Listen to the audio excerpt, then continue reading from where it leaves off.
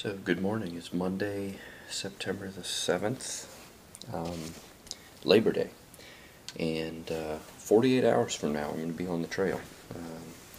So I'm shaking down, making sure I've got everything and that I don't have things I don't want, so thought I'd do a quick rundown of what I'm actually taking with me. So start with what I'm wearing. I'm actually going to have REI performance convertible pants. I've never actually converted them, but I do unzip the knees every once in a while with them. Really like these. I like wearing warm pants when I hike, or long pants, and these are nice and light, water resistant. I do need a belt, partly because my waistline changes so much so quickly, and with all the weight of the pack on me, I run the risk of losing my pants if I don't have them. I've also got a couple of pairs of the Darn Tough merino wool socks. I'll have 2 pairs and try to keep them clean as best I can. And I'll have 2 of these performance wicking shirts. This one's a Boy Scout one I picked up over the summer, so I'll have this one and a gray one. And then what I don't have here is I've got a little fleece beanie, because I think that we might see temps down as low as about 40 degrees at night, and I'll have a fleece shirt as well, just in case it gets a little chilly. So the pack itself, I'm taking a Gregory Baltoro 70. This is an older pack. I've had it for probably about 5 years, but I haven't done a trip like this with it yet. Part of that is because shortly after I got it, with great intentions in mind, I was in a car accident that really messed up my knee, split my kneecap in half, as a matter of fact. And ironically, one of the things that my rehab guy told me at the time was that backpacking was probably out for this foreseeable future, and I would not ever be able to do it again. So glad I'm able to get back out there and do this. That sort of became a motivator, although I'm pretty sure that's not the way he intended it. I think he was trying to set realistic expectations, so I guess I'm not realistic. Anyway, it's a good pack. I like it. Fits very well, rides very comfortably, got plenty of space. I do have a couple of things I'm carrying on the pack. You saw the carabiners there just in case. And I've got in the front pouch here, I've got a little lighter and a compass, just because, and a little thermometer that hangs on here too, just because, again. So that's that. Sleep system. The tent you've seen me carrying is an REI Half Dome Plus. This is an older one. It's about 10 years old now. I've had to repair the poles a couple of times, put new bungees in them, but I really like the tent. It's nice and light and roomy, simple. Can put it up on a small footprint. It's a 2-man, but it's perfect for just me and my gear, and has plenty of room in it. The modern equivalent, I believe REI is still selling a tent that's very much like this, called an REI Passage now. Anyway, so that's that. My ground pad, I haven't much before this summer used an inflatable pad, and this one's decidedly it's not a thermarest. It's not one of the big heavy things, so it's not as insulating as some, but it's comfy. So this is about a, I don't know, 1.5 inches thick when you puff it up, but it's nice and light and small, packs down pretty small. So that's that. My sleeping bag, I'm taking an REI Kilo Plus 0 degree bag, down bag. I was worried that this was going to be a little warm for the weather that I'm anticipating, but I used it at Goshen this summer and it worked out really well. I was able to stay nice and comfortable with it. So it's the lightest bag I've got, so that's the other driving consideration. So by the way, you'll notice I like REI stuff a lot, and it's because I'm a member. I get dividends, so as a result of that, I wind up with a lot of free gear every year, which is great. And REI does a great job with their stuff. So I'm also, you'll note, I'm not an ultralighter. I want to be comfortable. Obviously, I don't want to carry anything I don't have to, but I'm not shaving ounces everywhere I can. I'm more in the vein of get in shape to carry what you need. So anyway, on and on. Rain gear. I've got a Marmot rain jacket here that has served me pretty well. It's starting to get old, starting to wear a little bit in the lining. I've recently done a rework on the waterproofing here, and it's holding up well, and you've probably seen that in some of the hiking videos I've taken. Rain pack also, or pack cover, also had to use that in my video a couple of times. That works really well. Random bags. This one's going to be my food bag. I'm going to have to hang a bear bag every night, so all of my food will go in that. This is a lighter weight one, not quite as strong, and it got too close to a fire on one trip, and so it's got a hole burn in it somewhere. But this will wind up being probably my clothes bag, just to keep everything separate. Cooking, I've got a mug here, nothing fancy, just you know, lightweight plastic thing for coffee or hot chocolate or whatever. And I've packed my rope in here. I've got about 40 foot of a 40-foot length of 1/8 inch line and a couple of smaller little clothesline pieces that I can tie on if I need extra length. They're in here, and that's for the bear bag.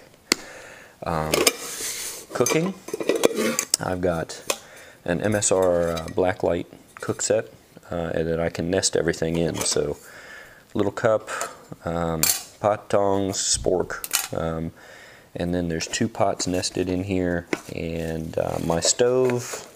Again, I'm not an ultralighter, and I also like white gas, so I've got a little Primus stove system here that will go into a portable, here it is, a portable fuel canister. This is a 30 ounce, so that ought to get me, I'm using the rule of thumb of about 2 ounces of fuel per person per day. So this ought to take us about 7 days, or to Big Meadows, where I'll be able to fill up if needed. So also got some coming with our resupply, so we'll just see how that goes. But anyway, nice and light, packs down pretty compact, and does everything I need in a fairly small package here. So as far as other things, water purification, I'm using the SteriPen Adventurer. I've used it before. It does take faith, but I'll argue, you know, not much more than a regular mechanical filter. This uses UV. There's a UV light here that kills all the bacteria that might be in the water. So this is an older model. It actually uses batteries. The newer ones are rechargeable, I understand, but apparently they're doing well. They're still out there, and this is nice and light and compared to a filter. The disadvantage here is I won't have the ability to pump out of a very shallow water source. I'll have to actually scoop it, so you know, that could limit where I can get my water, but assuming I can get it and it's fairly clear, this doesn't work in murky water so much, or silty like glacial runoff, but that shouldn't be a problem on this hike. So anyway, other sundries, save that for a second. Sort of my backup, I got a little bottle of bug spray and a little mosquito net. I don't know how much I'll need either of these, but better to have them than not. I've got a little pack of extra matches. As I mentioned, I've got a lighter on my pack. I'll also be carrying one in my pocket. A little ace bandage, and then this is my first aid kit in an Altoids tin. I've got that some bandages. I've got ibuprofen, antidiarrheal, and Benadryl in there. Allergy shouldn't be a problem. I'm only allergic to peanuts, that's it. But I have woken up in the middle of the night sometimes with having eaten something that, you know, got exposed to something, and I'll break out in hives or something, and, you know, mysterious origins, but, you know, good to have it. So I've also got safety pins and a couple of other things in there that'll be handy. So all of this will go into this mesh bag as kind of a, you know, emergency, just in case you need it sort of kit. Headlamp, you know, I've had the fancy headlamps. They, in my opinion, they're sort of all the same. I've had some that, you know, eat battery when they're off, sitting in the drawer, and the batteries don't, you know, you use them once and then come home and next time the batteries are dead because it's been sitting. This was a cheap, you know, $15 at the hardware store model. My kids have had a couple for a while and they're working really well, so I just went out and got one.